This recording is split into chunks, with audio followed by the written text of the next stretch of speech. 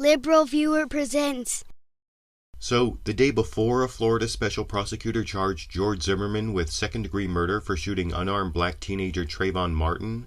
Zimmerman's former lawyers held a very strange news conference, including a clip replayed later that day on Fox News' Hannity program, in which one lawyer made the specific reference to Sean Hannity you can see here. We learned that he had called Sean Hannity of Fox News directly, not through us, and we believe, I can't confirm this, we believe that he spoke directly with Sean off the record, and he's not even willing to tell us what our client told him. And immediately after playing that clip, Sean Hannity confirmed his conversation with Zimmerman here. One of the reasons that was cited during the press conference was an alleged conversation that George Zimmerman had with me.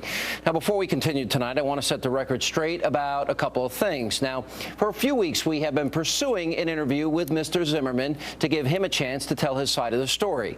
Now, yesterday, I was contacted by an individual that we, in fact, believe was George Zimmerman. He reached out to me. We spoke on the phone about his case, and I agreed not to report on the contents of that conversation. Now, as a former criminal defense attorney, what's interesting to me about Sean Hannity admitting there to having a secret conversation with George Zimmerman about his case is that generally anyone a defendant speaks to about his case can be brought into court by the prosecution and forced to testify, unless there's some kind of legal privilege protecting the conversation, like talking to a lawyer or confessing to a priest. But many states don't have a privilege for members of the media, though Florida has one, and Florida's shield law applies to professional journalists, which in Sean Hannity's case would mean someone regularly engaged in reporting news. And if Hannity asserted this journalist privilege, the judge would then decide if Hannity's information is relevant to the case, if it can be obtained from another source, and if a compelling interest exists to disclose it,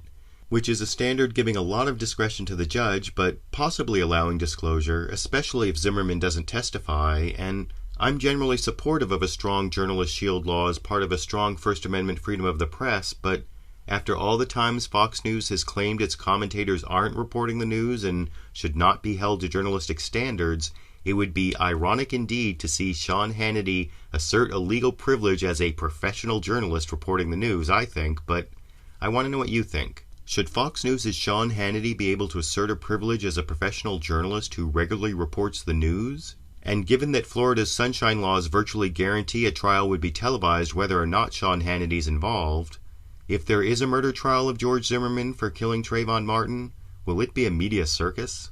YouTube, you decide.